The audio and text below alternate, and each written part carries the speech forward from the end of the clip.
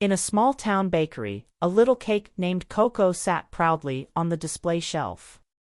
Decorated with swirls of frosting and tiny sprinkles, he dreamed of being chosen for a grand celebration.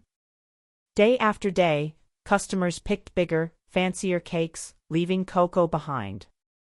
He felt forgotten until a little girl named Lily entered the shop with a single coin. She looked at the towering cakes but couldn't afford them. Then, her eyes lit up as she saw Coco. "I'll take this one," she said, smiling. The baker wrapped Coco carefully, and Lily rushed home. She placed a single candle on top, whispering, "Happy birthday to me." As she made her wish, Coco realized he didn't need a big party to be special. That single moment, filled with joy and gratitude, was sweeter than any grand celebration. And so, Coco became the happiest cake of all.